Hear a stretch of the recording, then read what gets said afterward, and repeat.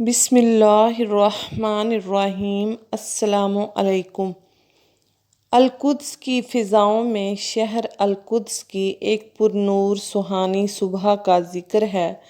افق کے دامن سے جھانکتی آفتاب کی روح پہلی کرنوں نے نین ویلے شہر کی پاکیزہ حسن کو دوبالا کیا ہوا ہے۔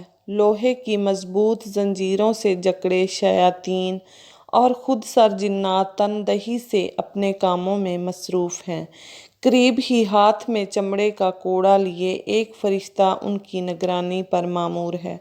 ابھی کچھ دیر ہی گزری تھی کہ اچانک نیلے آسمان کی شفاف فضاؤں سے چہچہاتے رنگ برنگے خوبصورت پرندوں کے جھرمٹ میں حفاظت پر مامور جنات کے ایک بڑے لشکر کے ساتھ رنگ و نور سے مزین شاہانہ انداز میں تخت سلیمانی جلوہ گر ہوا۔ پیغمبر مصروفیات کے سبب اس مرتبہ وقفہ ذرا طویل ہو گیا تھا۔ شیاطین و جنات نے حضرت سلیمان علیہ السلام کو اپنے درمیان دیکھا تو ان کے کام میں مزید تیزی آ گئی۔ آپ علیہ السلام نے تعمیراتی کام کا جائزہ لیا اور اندازہ لگایا کہ تعمیر و تجدید کا بنیادی کام پایہ تکمیل کو پہنچ چکا ہے، جبکہ آرائش و زیبائش کا کام جاری ہے۔ آپ علیہ السلام نے اطمینان اور خوشی کا اظہار کرتے ہوئے اللہ تبارک و تعالیٰ کے حضور شکرانے کے کلمات ادا کیے اور بیت المقدس میں کھڑے ہو کر دعائیں کیں۔ حضرت عبداللہ بن عمر رضی اللہ تعالیٰ عنہ سے مروی ہے کہ نبی کریم صلی اللہ علیہ وآلہ وسلم نے فرمایا، جب حضرت سلیمان علیہ السلام بن داؤد علیہ السلام بیت المقدس کی تعمیر سے فارغ ہوئے تو انہوں نے اللہ سے 3 چیزیں مانگی۔ اول، میں جو فیصلہ کروں وہ تیرے فیصلے کے مطابق ہو۔ دوم، مجھے ایسی حکومت دے کہ میرے بعد پھر ویسی حکومت کسی کو نہ ملے۔ سوم، جو کوئی اس مسجد میں صرف نماز کے ارادے سے آئے وہ اپنے گناہوں سے ایسا پاک ہو جائے جیسے اس دن تھا جب اس کی ماں نے اسے جنا تھا۔ نبی کریم صلی اللہ علیہ وآلہ وسلم نے فرمایا، 2 چیزیں تو اللہ تعالیٰ نے حضرت سلیمان علیہ السلام کو عطا فرمائیں۔ مفسر قرآن و حدیث کی روایات میں یہ بھی ہے کہ بیت المقدس کی تعمیر مکمل ہونے پر حضرت سلیمان علیہ السلام نے 12,000 گائے بیل اور 20,000 بکریوں کی قربانی کر کے دعوت عام کی اور اللہ تعالیٰ کا شکر ادا کرتے ہوئے عرض کیا، اے میرے پروردگار، جو شخص اس مسجد میں داخل ہو میں اس کے لیے تجھ سے 5 چیزیں مانگتا ہوں۔ ایک یہ کہ جو گناہ گار ہو توبہ کرنے کے لیے مسجد میں آئے، اس کی توبہ قبول فرما کر گناہ معاف کر دے۔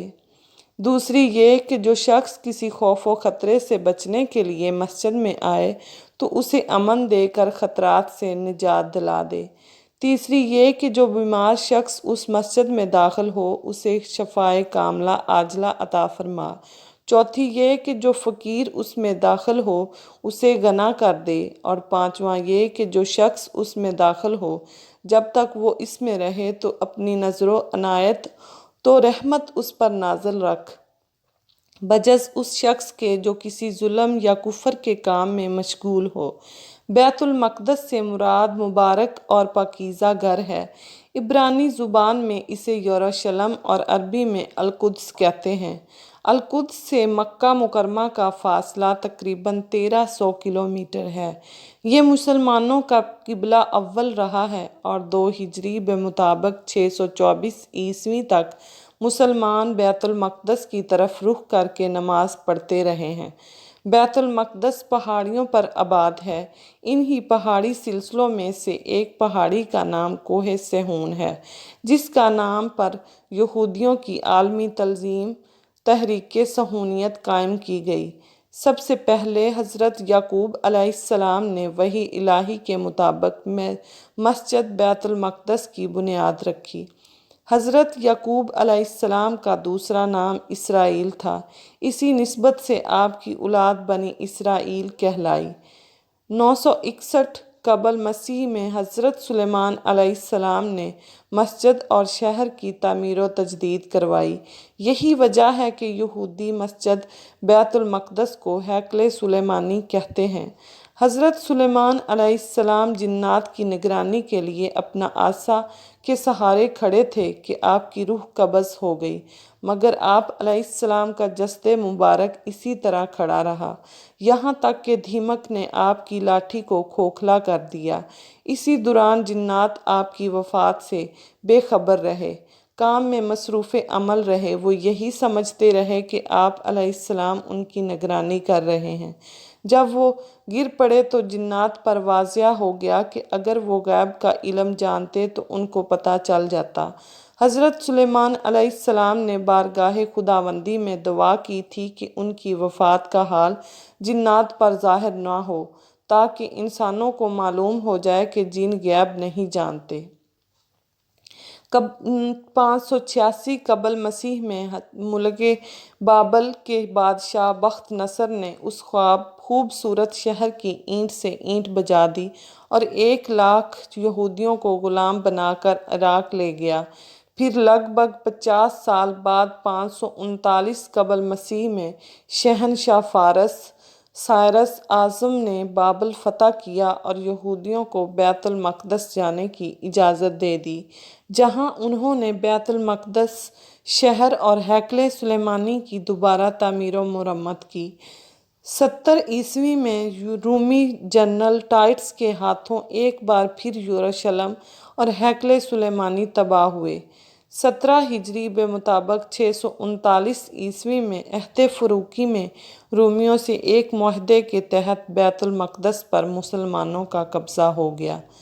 1099 عیسوی میں پہلی صلیبی جنگ کے موقع پر یورپ کے مسیحیوں نے بیت المقدس پر قبضہ کر کے 70,000 مسلمانوں کو شہید کر دیا۔ 1187 عیسوی بمطابق 538 ہجری تک سلطان صلاح الدین ایوبی رحمۃ اللہ علیہ نے 16 جنگیں لڑیں، یہاں تک کہ بیت المقدس کو عیسائیوں کے قبضے سے آزاد کروا لیا، جس کے بعد یہاں 761 برس تک مسلمانوں کی حکومت رہی۔ دسمبر 1917 میں پہلی جنگ عظیم کے موقع پر انگریزوں نے بیت المقدس اور فلسطین پر قبضہ کر کے یہودیوں کو آباد ہونے کی اجازت دے دی۔ نومبر 1947 میں اقوام متحدہ کے جنرل اسمبلی نے یہود و نصارہ کے گٹھ جوڑ سے ایک سازش کے تحت اس علاقے کو فلسطین، عرب اور یہودیوں میں تقسیم کر دیا۔ 14 مئی 1948 کو یہودیوں نے پہلی صہیونی ریاست اسرائیل کے قیام کا اعلان کر دیا۔ 15 مئی 1948 کو پہلی عرب اسرائیل جنگ چھڑی، جس میں اسرائیل نے امریکہ اور یورپی ممالک کی مدد سے عربوں کے ایک بڑے حصے پر قبضہ کر لیا، جس کے نتیجے میں 75,000 فلسطینی بے گھر ہو گئے۔ 5 جون 1967 کو عرب ممالک اور اسرائیل میں تیسری جنگ کا آغاز ہوا۔